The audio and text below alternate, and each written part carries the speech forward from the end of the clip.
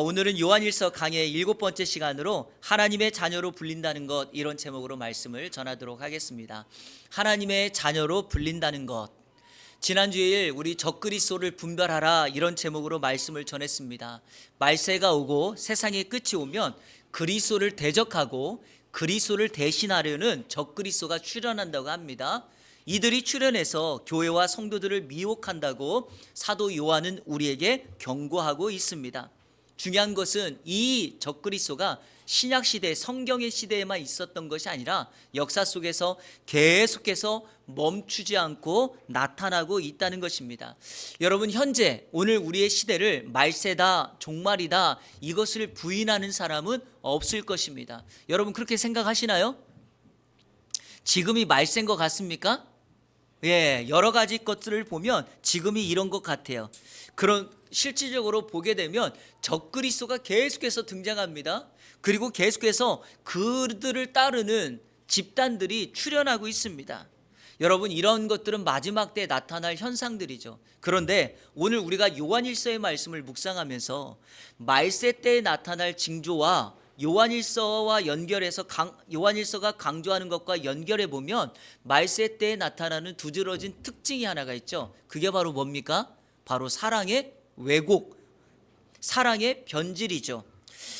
사람들은 계속해서 세상적인 사랑을 실천하고 사랑에 지배받습니다. 자, 우리 디모데후서 3장 1절과 2절 같이 한번 읽겠습니다. 시작. 너는 이것을 알라, 말세에.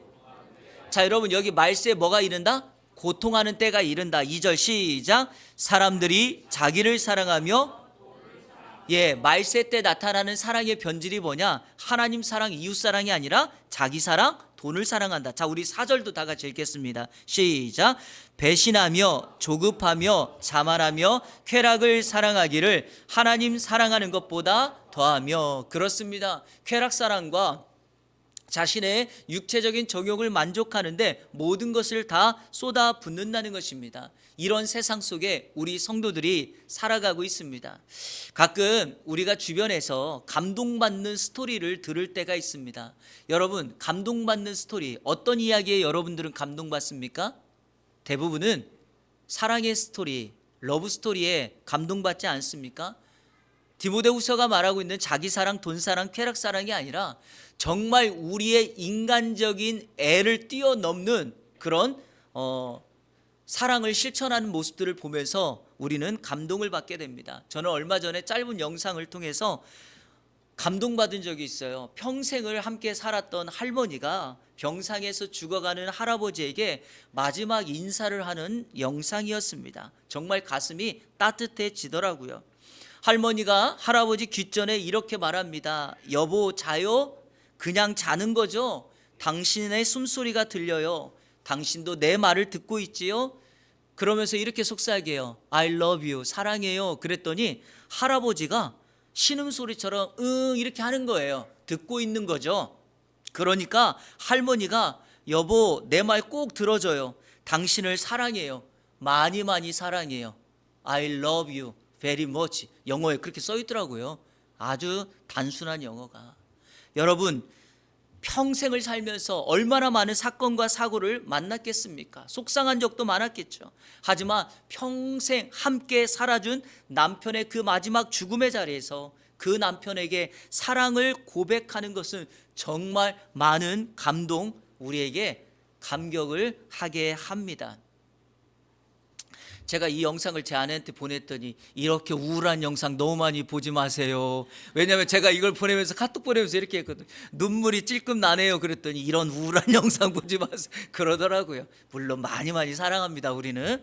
그런데 여러분, 이런 사랑보다 우리에게 더 큰 감동을 주고 위대한 사랑이 오늘 본문에 드러나죠. 그게 바로 하나님의 사랑입니다. 사도 요한, 그는 이 하나님의 사랑을 받았고 경험했기에 자신이 이 사랑 때문에 하나님의 자녀가 되었고 오늘 하나님의 자녀로 불려진다라고 그는 말하고 있습니다. 그래서 저는 오늘 하나님의 말씀, 오늘 읽었던 본문 말씀을 중심으로 하나님의 사랑을 입어 하나님의 자녀로 불린다는 것이 우리에게 어떤 의미가 있는가를 우리 성도님들에게 소개함으로 사도 요한이 2000년 전에 우리에게 사랑의 본질을 추구하라고 말했던 그 사랑의 의미를 우리 성도님들께 좀 나누도록 하겠습니다. 하나님의 자녀로 불린다는 것의 첫 번째 의미는 이겁니다. 하나님의 특별한 사랑을 받았다는 것이다. 한번 따라 볼까요? 하나님의 특별한 사랑을 받았다는 것이다. 우리 1절 말씀 다 같이 읽겠습니다. 1절 시작. 보라, 아버지께서 어떠한 사랑을 우리에게 베푸사 하나님의 자녀라 일컬음을 받게 하셨는가. 우리가 그러하도다. 그러므로 세상이 우리를 알지 못함은 그를 알지 못함이라. 아멘. 저는 오늘 말씀을 세 가지의 시제로 여러분에게 소개하려고 합니다. 세 가지의 시제. 과거, 현재, 미래. 순서는 이럽니다. 과거, 미래, 현재. 이것을 설명하기 위해서 우리는 요한복음, 사도 요한이 기록한 요한복음의 5장 24절을 좀 살펴보고 인용해야 합니다. 자, 우리 다 같이 한번 읽겠습니다. 요한복음 5장 24절. 제가 예전에 예배 성경 공부할 때 이 성경 구절은 다 암송해야 될 구절이라고 말씀을 드렸죠. 같이 읽습니다. 시작. 내가 진실로 진실로 너희에게 이르노니 내 말을 듣고 또 나 보내신 이를 믿는 자는 영생을 얻었고 심판에 이르지 아니하나니 사망에서 생명으로 옮겼느니라. 아멘. 예수 그리스도를 믿는 자는 영생을 얻었다. 현재예요.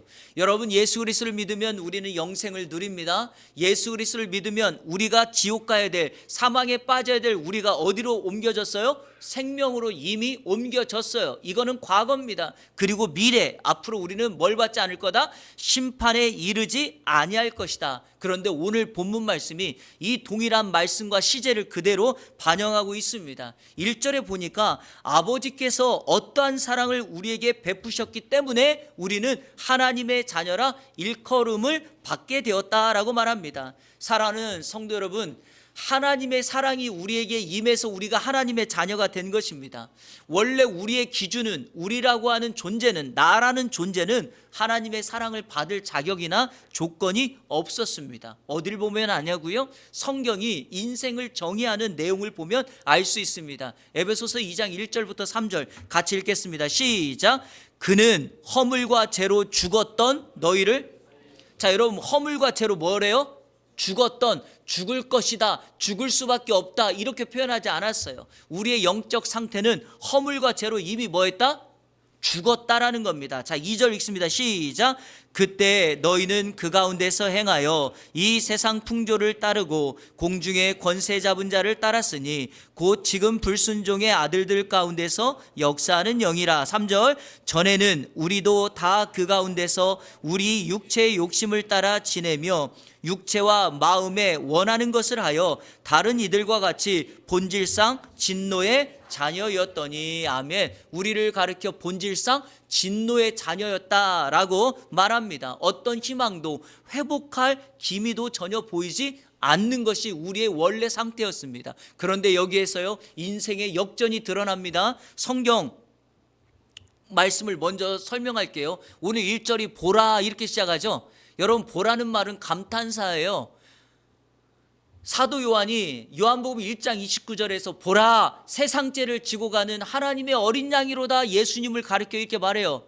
그 예수님의 우리의 구원을 위하여 자신의 생명을 하나님 앞에 희생 제물로 드릴 거다. 얼마나 놀라운 일인가 한번 보라, 감탄해 보라, 이런 의미거든요. 오늘 이 1절이 똑같아요. 보라. 왜요? 하나님의 특별한 사랑이 우리에게 임하여 너를 그 죄악 속에서 건져내었고 그 사랑이 너희를 하나님의 자녀 삼아 주었다. 제가 이것이 아까 역전이라고 말한 이유가 있습니다.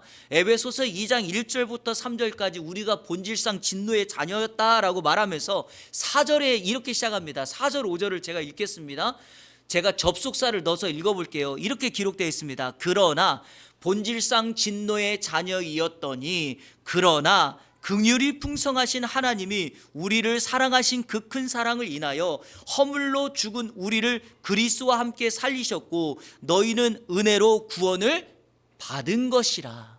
자격이 없었지만, 어떤 희망도 보이지 않았지만 하나님의 큰 사랑이 우리에게 임하여서 우리가 그리스도와 함께 은혜로 구원받게 되었다. 자, 그런데요, 요한일서에서 사도 요한이 이 말씀을 우리에게 강조하고 설명하기 위하여 다음과 같은 성경 구절을 사용하며 이렇게 말합니다.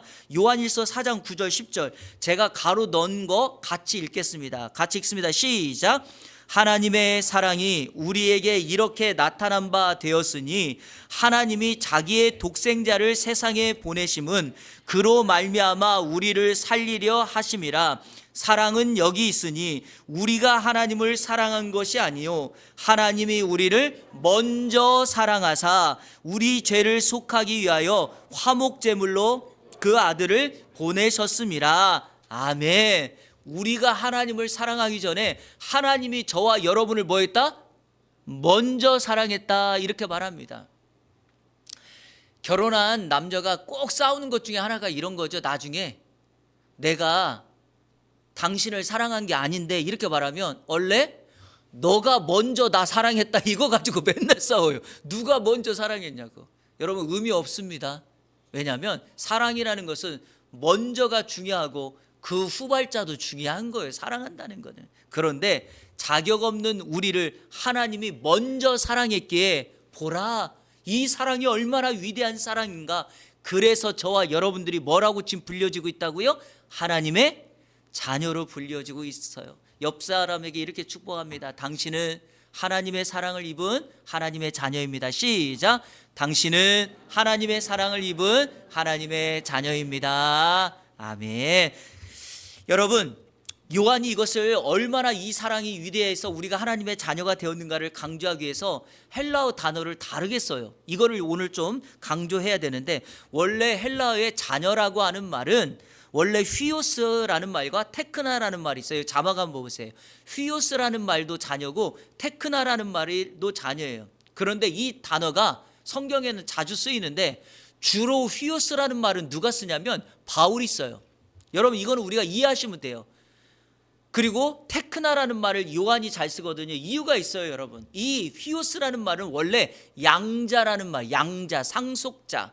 여러분 양자가 누구예요? 원래 실제로는 내 자녀가 아니었는데 입양한 거 아니겠습니까? 그런데 이거를 주로 누가 많이 썼다고요? 바울 사도가. 왜 그럴까요? 바울 사도는 어떤 사람을 위한 사도죠? 이방인을 위한 사도예요.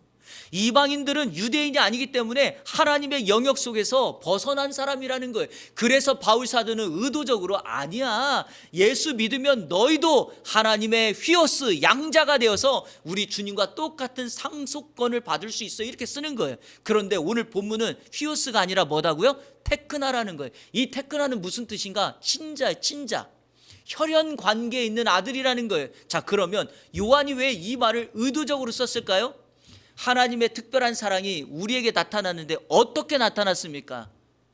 독생자 예수 그리스도를 십자가에 피 흘려 죽게 하심으로 자신의 아들의 피 흘림의 이 혈연 관계가 우리에게 그대로 임하였다는 거예요. 그래서 우리는 단순한 자녀가 아니라 하나님께서 자신의 독생자 아들의 피값을 가지고 우리를 사서 그 피값으로 우리를 샀으니 우리가 하나님의 친자가 되었다. 그래서 우리는 하나님의 자녀예요.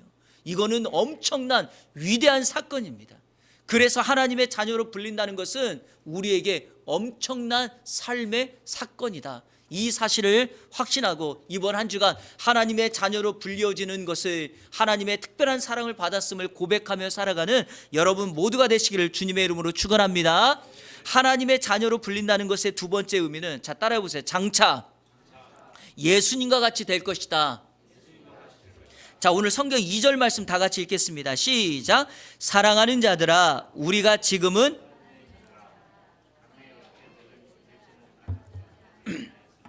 그가 나타나시면 우리가 그와 같을 줄을 아는 것은 그의 참모습 그대로 볼 것이기 때문이라. 아멘. 제가 요한복음 5장 24절을 동일하게 인용한다 그랬죠.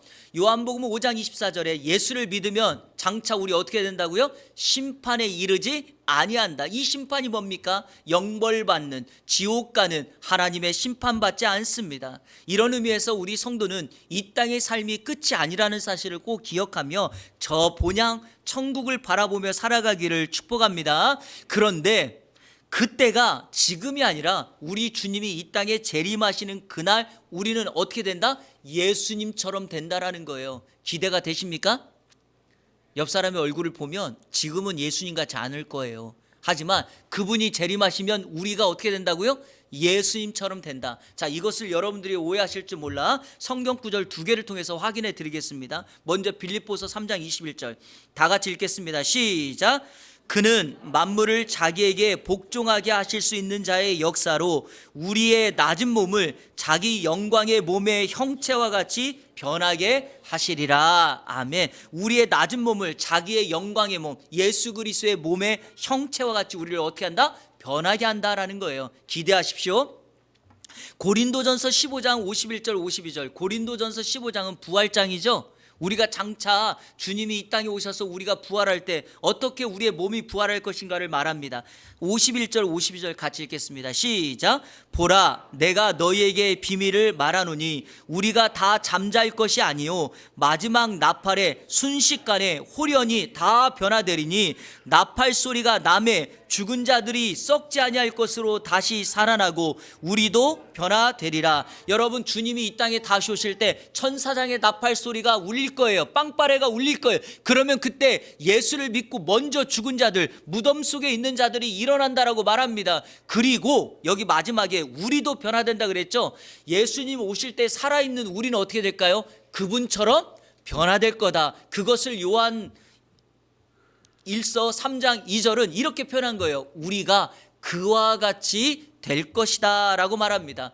요한이 의도적으로 이것을 강조하는 이유는 당시의 영지주의자들 때문에 그렇습니다. 당시 영지주의자들은 신적인 지식을 듣고 그것을 깨우치면 즉각적으로 예수님처럼 변한다고 가르쳤거든요. 그러니까 지금 사람들이 변하지 않는 이유는 뭐냐? 영적 지식, 영지를 깨닫지 못하였기 때문이라는 거예요. 그러니까 요한이 이렇게 말하고 있습니다. 그거 아니다. 그거 가짜다. 지금은 우리가 이 땅에서 믿음을 가지고 거룩하게 살아가며 이 예수님처럼 우리가 변화되는 것은 장차 그분이 다시 오실 때 이루어질 것이다. 여러분, 이거를 한 가지만 더 증명합니다. 예수님께서 공생의 기간 중에 제자 3명 베드로와 야고보와 요한을 데리고 변화산이라는 곳에 올라갔던 적이 있어요. 변화산에 올라갔더니 갑자기 예수님의 얼굴이 변형되시고 옷과 몸이 환하게 빛나는 거예요. 마치 하나님을 본 듯한, 천국을 본 듯한 것을 3명의 제자가 경험한 겁니다. 그런데 그 순간 갑자기 믿음의 조상들이었던 천국에 있어야 될 모세와 엘리야가 예수님과 함께 앉아서 대화하는 모습을 이 3명의 제자가 본 거예요. 그러니까 제자들이 이곳이 바로 천국이구나라는 생각을 하면서 예수님께 이렇게 요청해요. 예수님, 이곳이 좋사오니 이곳에 초막 3개를 지어서 예수님과 모세와 엘리야를 위하여 짓게 하고 우리도 여기에 머물러 살게 해주세요라고 요청합니다. 그 순간에 모세와 엘리야는 떠나가고 예수님께서 제자들과 함께 산에 내려옵니다. 그리고 난 다음에 예수님이 제자들에게 한 가지를 당부합니다. 이렇게 당부해요. 마태복음 17장 9절 제가 읽어볼게요. 그들이 산에서 내려올 때 예수께서 명하여 이르시되 인자가 죽은 자 가운데서 살아나기 전에는 지금 본 것을 아무에게도 이르지 말라 하시니 이렇게 말해요. 여러분, 이 말씀 왜 한다고 생각하십니까? 너희들이 지금 본 이 환상은 이 땅에서 이루어질 것이 아니라 내가 하늘에서 이 나라로 다시 오는 재림의 때 이루어질 거니까 지금이 아니라 그때 장차 미래에 이루어질 일이니까 지금 말하지 말고 너희는 산 아래에서 너희가 해야 될 일을 최선을 다하여 살아라 이렇게 말하고 있는 거예요.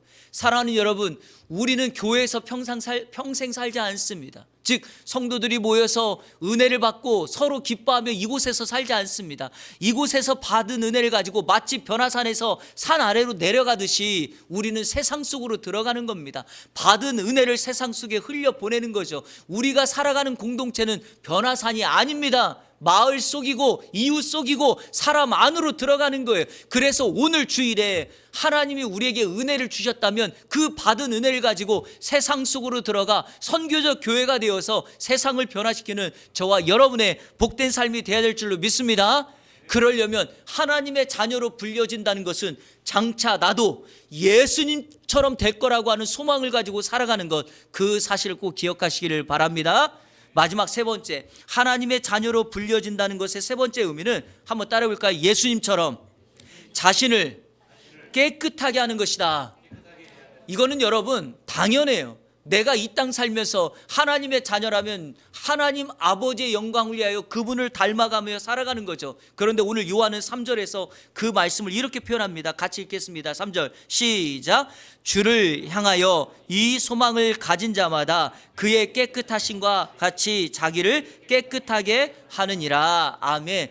요한복음 5장 24절에서는 내 말을 듣고 또 나 보내시는 이를 믿는 자는 뭘 얻었고 영생을 얻었고 하는 현재 삶, 즉 저와 여러분은 하나님의 자녀인 우리는 영원한 생명을 내 안에 누리고 있는 줄로 믿습니다.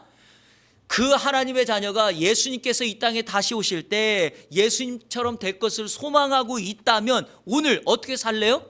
예수님이 깨끗한 것처럼 우리도 깨끗하게 거룩하게 하며 살아가라. 이것을 신학적인 용어로 성화, sanctification이라고 말합니다. 성화, 거룩을 추구하는 삶. 그런데요, 이것도 마찬가지예요. 여기서 중요한 게 있어요. 뭐냐? 여러분, 일반적으로 거룩이라는 말, 깨끗하게 하다는 말이 헬라어로 두 개가 있어요. 하기오스라는 말과 하그노스라는 말이 있어요. 한번 따라해보세요. 하기오스, 하그노스. 여러분, 자, 먼저 이 두 단어를 설명할게요. 둘 다 정결하게 하다, 깨끗하다는 거예요. 하기오스라는 말을 쓸 때는 이거는 일반적으로 말하는 거룩, 능력으로서의 거룩이에요. 이게 무슨 의미냐? 자, 여러분, 성도는 이 땅에서 하기오스예요. 이 성도라는 말이 헬라어로 하기오스거든요. 그러니까 우리가 누구예요? 거룩한 사람이잖아요. 그런데 성도는 하나님의 존전 앞에서 그 하나님의 영광과 두려움으로 거룩하게 사는 거죠. 그러니까 하기오스라는 단어를 쓸 때는 하나님 존전에서 하나님의 영광과 거룩을 높여드리는 그 능력을 바라는 삶을 하기오스라 그래요. 근데 이 하그노스라는 말은요, 제사의식에서 주로 쓰는 말이에요. 무슨 말이냐? 제사를 드릴 때, 자, 여러분 여기 한번 보세요. 제물을 가져왔는데 제물이 뭐가 있으면 안 돼요? 흠이 있으면 안 되죠. 그러면 제물에서 흠을 뭐 해야 돼요? 제거하죠. 하그노스는 바로 그 말이에요. 죄의 요소, 죄악의 요소, 부정함과 더러움을 제거해서 자기를 뭐 하는 거예요? 깨끗하게 하는 거예요. 그래서 출애굽기에서는 뭐라 그랬냐? 주님 앞에 제사 드리러 나갈 때 옷을 깨끗하게 빨라. 여러분, 나실인이 하나님 앞에 자기를 거룩하게 구별할 때 뭘 마시면 안 된다? 금주, 술 마시면 안 된다. 자기 삶에서 이걸 제거하라는 거예요. 그러면 요한이 이 말을 의도적으로 쓴 이유가 뭐예요? 이 세상 살면서 지난주에 말씀드렸던 것처럼, 지지난주에 말씀드렸던 것처럼 우리가 이 세상이나 세상에 있는 것들을 사랑하지 말라. 이 세상에 있는 모든 것이 육신의 정욕과 안목의 정욕과 이 생의 자랑으로부터 나타나나니 하나님께로부터 온 것이 아니다라고 우리에게 말씀됐죠. 세상은 우리를 여전히 공격합니다. 이런 세상 속에서 우리 자신의 죄악과 더러움과 부정함을 모아버리고 제거하고 우리를 자녀 삼아주신 아버지 하나님 그분만을 따라간다면 우리의 삶이 그분께 영광을 돌릴 수 있는 삶을 살아갈 수 있게 된다. 이것을 우리에게 강조하기 위함이죠. 자, 그러면 어떻게 거룩해질까요? 여러분에게 성경 구절 하나 소개합니다. 디모데전서 4장 5절 같이 한번 읽어볼까요? 시작. 하나님의 말씀과 기도로 거룩하여지니라. 아멘. 어디서 많이 본 말씀 같죠? 예? 작년 우리 예한교회 표어였죠. 디모데전서 4장 5절. 사랑하는 여러분, 하나님의 말씀과 기도가 우리를 거룩하게 하고 정결하게 합니다. 말씀을 맺겠습니다. 저는 오늘 설교의 시작을 하나님의 특별한 사랑의 이야기, 감동받는 이야기로 노년의 부부의 스토리를 말씀드렸습니다. 우리가 하나님의 자녀로 불려진다는 것은 바로 하나님의 특별한 사랑을 받아 장차 예수님처럼 되어지고 우리를 세상에서 죄악된 모습, 더러운 것을 제거하여 우리를 거룩하게 해야 된다라고 말씀을 드렸습니다. 제가 한 주간 설교를 준비하다가 옥하는 목사님의 설교집을 읽다가 그 안에서 이와 관련되어서 장기려 박사 이야기를 소개해서 여러분에게서 소개하려고 합니다. 사실 제가 설교할 때 이분의 스토리 한 두 번 정도는 말씀드렸어요. 이분의 닉네임은 바보 의사, 살아있는 한국의 슈바이처라고 불리는 분이죠. 여러분, 장기려 박사님 아십니까? 이분은 원래 평양에서 의사로, 독실한 크리스찬 의사로 환자들을 돌보던 분이었어요. 1950년 6.25가 터졌을 때 남과 북이 분단되고 북쪽에 있는 많은 사람들이 전쟁의 후유증으로 고통받고 있을 때 그들을 열심히 지키고 치료했던 분이에요. 그런데 여러분 아시는 것처럼 1951년 일사 후퇴가 벌어지죠. 그때 미군들이 북쪽에 있는 사람들에게 후퇴하라고 그렇게 했죠. 그런데 이 장기려 박사가 환자들을 두고 갈 수 없어서 미군에게 부탁을 해서 환자들을 트럭에 태우고 후퇴를 합니다. 그런데 여러분, 환자들만 보내면 어떻게 해요? 그러니까 의사였던 자기가 그 트럭에 함께 타고 당시에 자신의 일을 도와주었던 둘째 아들과 함께 트럭을 타고 후퇴하기 시작합니다. 장기려 박사는 며칠만 있으면 자기 고향으로 돌아갈 줄 알았어요. 그 후퇴의 길이 천국에 간 지금까지도 고향에 돌아갈 수 없는 이산가족이 되고 말았던 것입니다. 문제는 뭐냐? 자기가 남한에 내려왔을 때 북한에는 자기의 아내와 사남매가 여전히 그 북쪽에 살고 있었다는 것입니다. 이후 고향으로 돌아가지 못한 장기려 박사는 한국에 머물며, 특별히 부산에 머물면서 자신이 해야 될 일들을 감당하기 시작합니다. 여러분, 고신대학교의 의대, 부산대학교의 의대가 바로 이 장기려 박사에 의해서 설립된 학교이고 의대입니다. 이분은 살아계시는 동안에 수많은 의료사업과 한국의 의료 계획을 만들어낸 분이에요. 그렇게 이분이 사는데 재혼을 안 하고 혼자 사는 거예요. 그러니까 주변에 있는 많은 분들이 이 장기려 박사에게, 박사님, 이제 고향에는 더 이상 돌아갈 수 없으니 이곳에서 남은 아들을 위해서라도 재혼하시고 가정을 이루시죠 라고 했을 때 장기려 박사님이 이와 같은 말을 했다는 거예요. 나는 아내에 대한 사랑이 너무나 절실하기 때문에 재혼 안 해도 괜찮습니다. 그리고 그를 만날 날이 곧 올 텐데 재혼을 왜 합니까? 이렇게 말했다는 거예요. 그러면서 평생을 홀로 사셨어요. 여러분, 장기려 박사가 이렇게 말한 이유가 뭡니까? 천국에 가서 아내를 만날 소망을 가졌기 때문이죠. 그래서 이분은 날마다 자신을 거룩하게 합니다. 그냥 그것만 하는 게 아니에요. 아무 일도 안 하는 게 아니에요. 예수를 모르는 사람들에게 주의 복음을 전하면서, 특별히 돈이 없어 의료치료를 받지 못하는 사람들에게 돈을 받지 않고 의료치료를 하며 이 땅에 하나님의 나라와 천국의 확장을 위하여 평생을 헌신했던 분이에요. 사랑하는 성도 여러분, 이 땅에 있는 한 사람, 아내를 만나기 위해서도 이 세상에서 자기의 삶을 거룩하게 지키며 평생을 순결하게 나아가는데, 오늘 말씀을 통해서 저와 여러분들이 장차 그분의 나라에서 그분을 만나 예수님처럼 될 것이며, 2절에서 이렇게 분명히 말하죠. 우리가 그 하나님을 볼 것이다.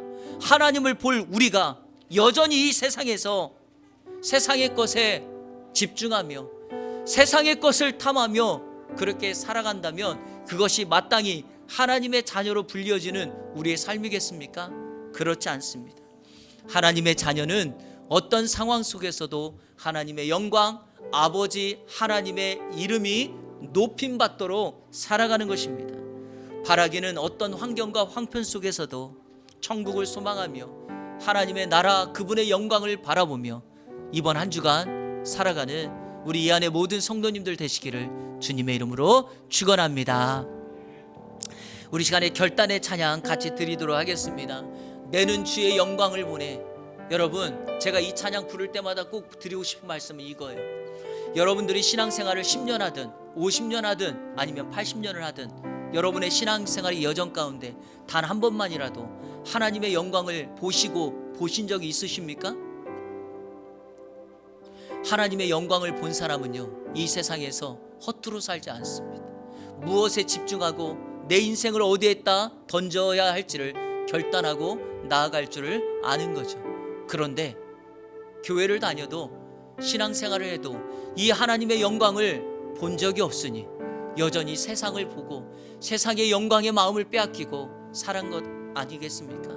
오늘 말씀을 통하여 천국 소망, 하나님의 그 역사를 기대하신다면 바라기는 오늘 이 찬양 부를 때 같이 소망했으면 좋겠습니다. 내 눈 들어 주의 영광을 보고 그분의 영광 속에 살기를 원합니다. 그리고 그분 맞이하기를 원합니다.